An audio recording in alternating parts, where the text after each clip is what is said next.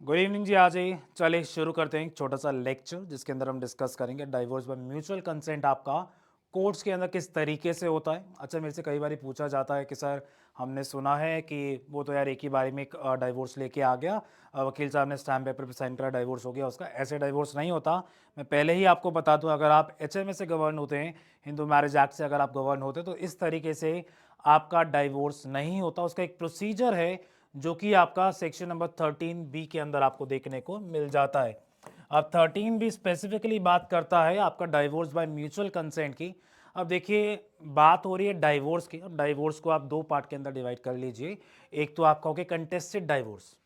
जब हम बात करते हैं कंटेस्टेड डाइवोर्स की, तो उसके अंदर तो आपका सेक्शन नंबर 13 आपका लग जाता है। सेक्शन नंबर 13A भी आपका 13A भी आपका लग जाएगा, जिसके अंदर आप कह सकते हैं कि आप कंटेस्ट करके on the ground of cruelty, adultery, desertion, in ground जैसे ऐसे हैं उनके ऊपर आप डाइवोर्स सीख कर सकते हैं। अब जब कंटेस्टेड डाइवोर्स की बात करते हैं, तो उसके अंदर जो आपकी पार्टीज होते हैं, तो उसके अंदर आपकी दो पार्टीज होते हैं।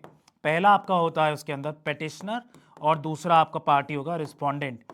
तो अगर मैं बात करूं, ए आपका जो हस्बैंड है वो वाइफ के खिलाफ केस फाइल करता है, तो ए वर्सेस बी आपका केस का जो नाम है वो आपका कहीं ना कहीं लिखा जाता है। लेकिन डाइवोर्स बाय म्यूचुअल कंसेंट के अंदर ऐसा आपका नहीं होता। डाइवोर्स बाय म्यूचुअल कंसेंट के अंदर आपकी दो पार्टी जरूर होती हैं, दो पार्टी जरूर होते, लेकिन they are not against this each other.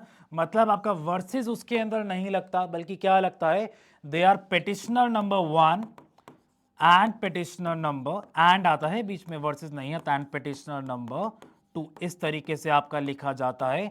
जब हम डाइवोर्स बाय म्यूचुअल कंसेंट की बात करते हैं, तो दोनों पार्टीज को मिलके एक्चुअली में कोर्ट्स के अंदर फर्स्ट और second motion petition of divorce जो है वो फाइल करना होता है। अब आप बोलोगे सर किस तरीके से फाइल हो सकता है, क्या उसकी टाइम लिमिट्स कुछ होती है? तो यस, उसकी भी आपकी कुछ टाइम लिमिट्स रहती हैं। अगर हम बात करते हैं फर्स्ट मोशन पिटिशन की, फर्स्ट मोशन पिटिशन की, तो उसके लिए आपका जो रिक्वायरमेंट है दैट इज कि आपको 1 साल चाहिए। 1 साल शादी का नहीं चाहिए, बल्कि आपको 1 साल का सेपरेशन चाहिए। मतलब आप एज हस्बैंड और वाइफ नहीं रह रहे हैं, आप एक दूसरे से अलग अलग रह रहे हो। तो सबसे पहले कोर्ट पूछेगी क्या आप 1 साल से अलग रह रहे हैं या नहीं रह रहे। दूसरा, कोर्ट पूछेगी कि क्या आप किसी का दबाव तो नहीं है, क्या आप अपनी मर्जी से ये डाइवोर्स ले रहे हैं या नहीं ले रहे। उसके अलावा कोर्ट जनरली सेटलमेंट के बारे में पूछती है कि आपके बीच में जो सेटलमेंट है वो क्या है। मतलब एज हस्बैंड आप अपनी वाइफ को कितना अमाउंट देंगे एज मेंटेनेंस, ये पूछा जाता है कोर्ट के द्वारा। और अगर आपके कोई इश्यू हैं, अब मैं CPC वाले इशू की बात नहीं कर रहा, बल्कि मैं चाइल्ड की बात कर रहा हूं। अगर आपका कोई चाइल्ड है, अगर आपके कोई चिल्ड्रन है, तो उनके बारे में पूछा जाता है कि उनकी मेंटेनेंस के लिए आपने क्या किया, क्या उनका मेंटेनेंस का आपने कोई डिसाइड किया है या उनका मेंटेनेंस आपने डिसाइड नहीं किया। उसके अलावा एक चीज़ मैं और बता दूं, जब भी सेटलमेंट की बात करी जाती है इन केसेस के अंदर, तो उसके अंदर एज हस्बैंड और वाइफ आप चाइल्ड के राइट्स को ख़त्म नहीं कर सकते। मतलब आप ये नहीं लिख सकते उसके अंदर कि जो मेरा बच्चा है, जो मेरा चाइल्ड है, उसका आगे से मेंटेनेंस का राइट नहीं रहेगा। ये आप उस सेटलमेंट के अंदर नहीं लिख सकते, ना ही फर्स्ट और सेकंड मोशन पिटीशन के अंदर आप ये चीज़ें लिख सकते हैं। बल्कि आप एक चीज़ कर सकते हो कि आप एक वाइफ को जो है उसको आप रिस्ट्रिक्ट कर दे कि आप उस चाइल्ड के बिहाफ पे आप मेरे खिलाफ मेंटेनेंस पिटीशन नहीं फाइल करोगे। लेकिन चाइल्ड चाहे तो कोर्ट से गार्डियन अपॉइंट करवा के आप एक तरीके से कह सकते हो कि मैं चाइल्ड जो है वो मेंटेनेंस पिटीशन जो है वो फाइल कर सकता है। उसके अलावा कस्टडी और विजिटेशन के बारे में जनरली डिसाइड कर दिया जाता है सेटलमेंट के अंदर ही। उसके अलावा जब हम बात करते हैं सेपरेशन, मैंने आपको बताया सेपरेशन आपका कम से कम 1 साल का होना चाहिए। दोनों पार्टीज के आपस में मर्जी होनी चाहिए, म्यूचुअल कंसेंट होनी चाहिए।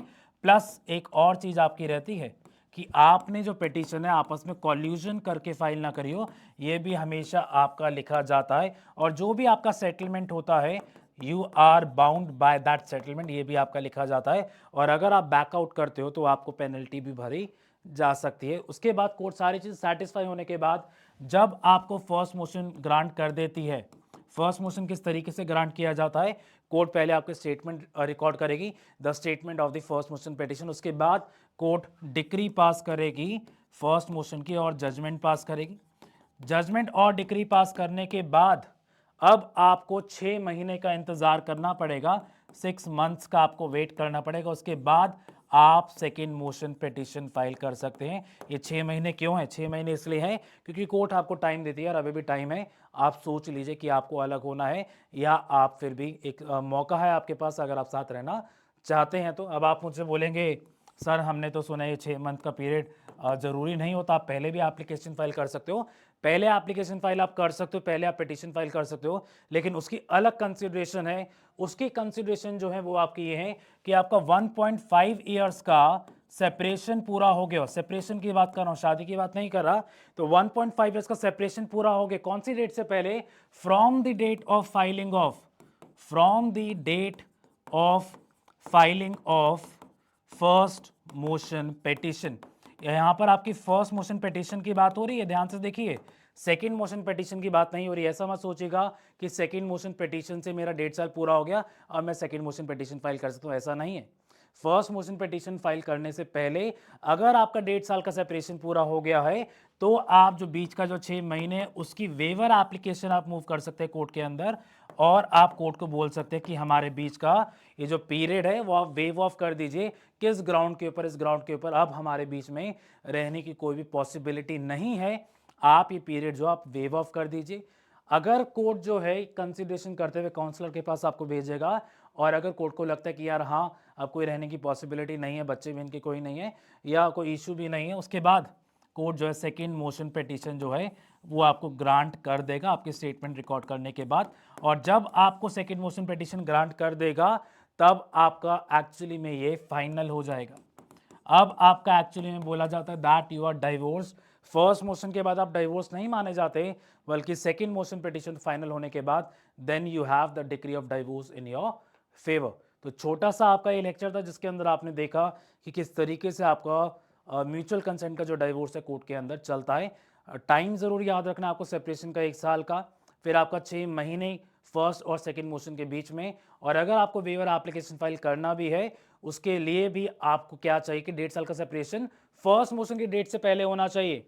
अच्छा एक चीज़ और मैं आपको बता दूं कि फर्स्ट और सेकेंड मोशन के बीच के अंदर जो मैक्सिमम गैप होना चाहिए या जो मैक्सिमम गैप एग्जिस्ट कर सकता है वो आपका कितना है? वो आपका 18 महीने है।